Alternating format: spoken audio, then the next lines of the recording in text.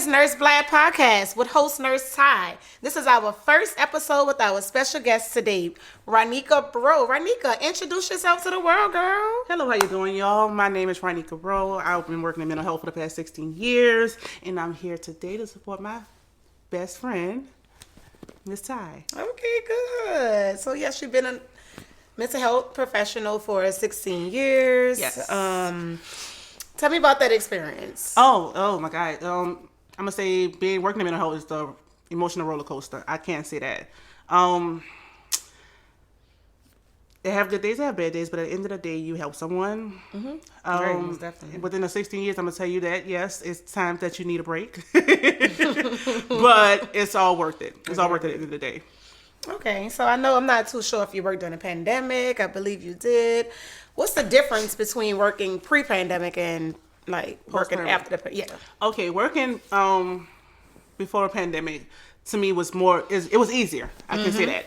But working during the pandemic is what it caused a lot of strife. When I say like my anxiety was through the roof. I never dealt with anxiety or nothing at all before the pandemic, but during the pandemic I did. You know, having to worry about the people at the job, having to worry about your family at home, having to protect yourself. So that alone to me was a lot. And trying to get back into the groove of making things more comfortable is still, you know, I'm still not there yet. Right, exactly. Totally, I know exactly how you feel. Because pre-pandemic versus after the pandemic is just a whole different ball game. You know, it's one of my reasons of why I'm doing this podcast as well, because, you know, healthcare has changed so much throughout the years, and especially after the pandemic, it's just been 10 times worse. I know you've seen like short staffing, you know, like a lot of healthcare professionals are like, you know, dealing with mental health and dealing with, you know, issues where they even ended up on medications these days. You know what I mean? So it's real deep. So how do you feel like working with healthcare? Did that impact your mental health in a way? You feel Yes, it did. that? Okay. Working in mental health during the pandemic and trying to get back into the groove of things, it has impacted me in not a good way because, like I said, my anxiety was bad. Now I am on the other side of the table, being able to see things from a different light. As in, I'm no longer taking care of someone else. I need to be taken care of as well. So that's what I'm dealing with. So yeah, it has played a significant role in my life, and it's not like it's different. It's different now. It's different, and I don't think it'll ever be the same. Right, and definitely, like, you know, and I'm just speaking Black society, like, you know, it used to be a stigma where, you know, people were like kind of afraid to get like help with mental health. They didn't really want to say, hey, look, I'm depressed, I'm anxious, something, you know, just not right. I don't feel right. I don't feel good. And, you know, being a nurse over the years has taught me to understand that it's okay, you know, that It's okay not to be okay. It's okay to not to be okay, but also identify that you're not okay. Yeah. Like what they say, excuse my language, but bad bitches have bad days too. So with that being said, Facts. I am one of those people that sit there like, you know what, I need help. I need help too. And that's what that pandemic showed me. Like, I'm no different than the others. Like, you know, it gave me a different outlook on mental health. Instead of saying like, oh, they have a problem, we all have problems. Right. Exactly. And we all deal with them in different ways. And I'm not opposed to the bullshit, should I say. Right. So, yeah. Right, and also, you know, working with those patients, I'm not saying you see yourself in them, but you're like, you know, you're not judging them because understand them. You right. More than understand them. At first, it was a medical standpoint, or, you know, it was like, oh, education. Like, educationally, I understand you because I've read about this. I went to school for this. I know about it. But now, I really understand you because I've been through it. I've been through some of the things that you have been through. I had a chance to experience anxiety. I had a chance to experience, you know, the panic attacks and stuff like that. Yeah, you know, real. So yes, I am. The depression that comes with it, yes. Yep, and being locked away for almost 2 years, Yes. not able to do anything. That drives Yes. everybody crazy. So have you ever thought about maybe going back to further your education? I know you're mental health tech for 16 years, which is awesome. You know, I commend, you know, I'm a nurse, but I commend my techs all day because they help us. You know, that's eyes and ears all day, hands down. But did you ever want to go back to school for like nursing or anything like that, or did you? Okay, so my story is I went to school for LPN. I finished. I went back for RN. I did not. It's not for me. The responsibility is not for me. I have 4 kids. I couldn't take on that responsibility from the work and have the responsibility at home too. I wasn't responsible enough at the time to do that, and it wasn't my thing. So no, getting back into trying to do something else in mental health. No, the most that I probably would do with them is I want to do a hotline. I want to start up a hotline, to be that person that somebody can call and, 24 hours a day, just be available for someone else when they need someone to talk to. Wow, that's amazing. But other than that, being in the hospital setting, I don't want to do it no more after the pandemic. Gotcha. Totally understand all of that. So was at any point in your life, during your career, that you felt that you might have wanted to just be like, look, I quit. I just don't want to go back. I know the 12-hour shifts and stuff, girl. That's horrible. During the pandemic. I hate 12 hours, I'm being honest with you. And I'm different. I love the 12-hour shifts. Okay. I love I get it out the way. I work 3 days a week. I get back to my family. True. I love that part of it. But what I do not like is during the pandemic and how we wasn't cared for as much as I felt like we should have been. We wasn't protected as much as I felt like we should have been. Exactly. And we was just thrown out there. Just, we was out there. Yeah, and with no knowledge of what was going on and having to bring it back to our family, not knowing how it would affect them as well. Getting our family sick just to take care of someone else's. Yeah. So, yes, that was my breaking point. Yes. That was my breaking point. After dealing with that because I had to do it. Dealing with that because I know at the end of the day, I have to pay bills. I have to take care of myself. I have to take care of my family. I have to do these things. I did it because I had to. But now, I'm done. Okay, so it's not that I'm done with the medical field. I'm done with the in-house medical thing. Still dealing with mental health outside of it.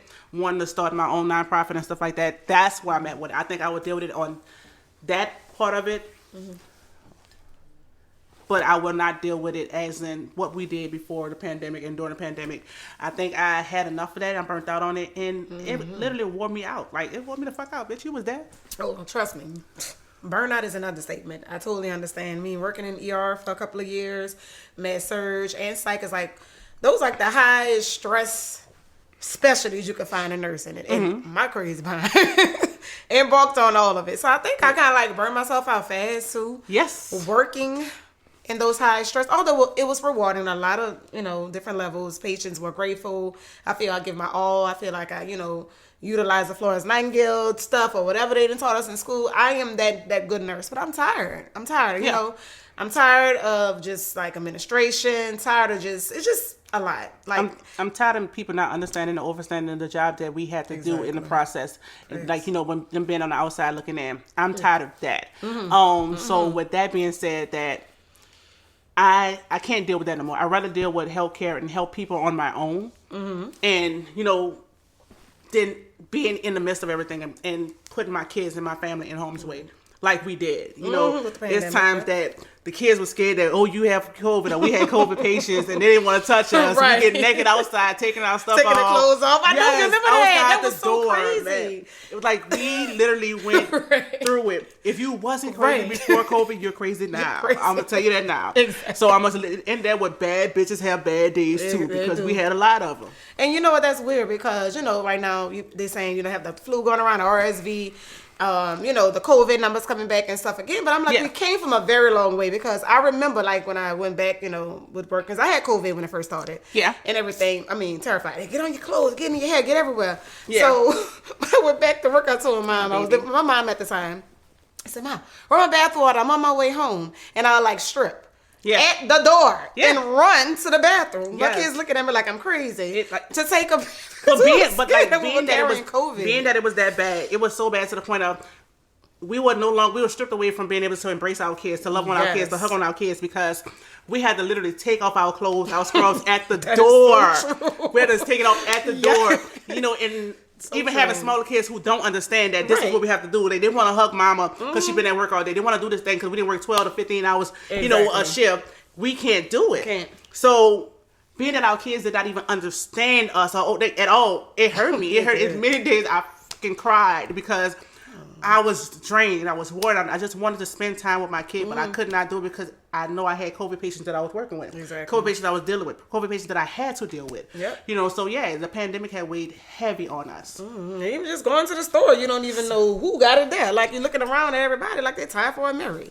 You get what I'm saying? So it's even going to the budget saver, that was just a task. It was crazy, and I think that actually played a major part in mental illness for people these days, because that would drive anybody crazy, and that right there alone made me say, at this point, I'm gonna take control of me and my life and what I do, You know, I love helping people. I love doing what I'm doing. I love working in mental health. I did it for 16 plus years. I feel like that is a part of my life, not being there. You know, but I love helping people. But I'd rather do it in a nonprofit. I'd rather do it in my own way and not being in the midst of the hospital like I was all that time, being closed in, and them not understanding that what we do is so important. And not treating us like what we do is so freaking important. Yeah. Because it's like, oh, thank a healthcare professional, thank a nurse, thank this. And then, honestly, I ain't gonna lie to you. It wasn't enough. It's not enough. We and I needed still mental health feel like days. they don't treat us like they supposed to treat us. They We needed mental health days. We needed those days that we had to say, you know what, enough was enough. We needed those days that, okay, listen, we understand that y'all got this going on. Spend this time with y'all family. We're going to switch this out. We needed that hurricane team, should I say, the A team and the B team. You know what? That was a bit awesome. That would have been amazing if we would have had a hurricane team around the time, because in the hurricane, how we dealt with down here is like, we had the A team, they come in for such and such time for the next 2 weeks, and then we have the recovery team that would come along. I think that we would have did better at that. We have, been breaks in, in the midst of everything. Yeah. But that made a lot of sense. But you also have to understand too, it was just new. It hit us out of nowhere. No one was prepared for the pandemic. So when you think about it, just out of nowhere, no one knew what the disease was. Like, what the hell is this? These nurses, I'm in group chats, great colleagues that I feel awesome nurses. They're like, what the hell is this? Like, what is it? Like, no one understood what to do. So honestly, we just wasn't prepared.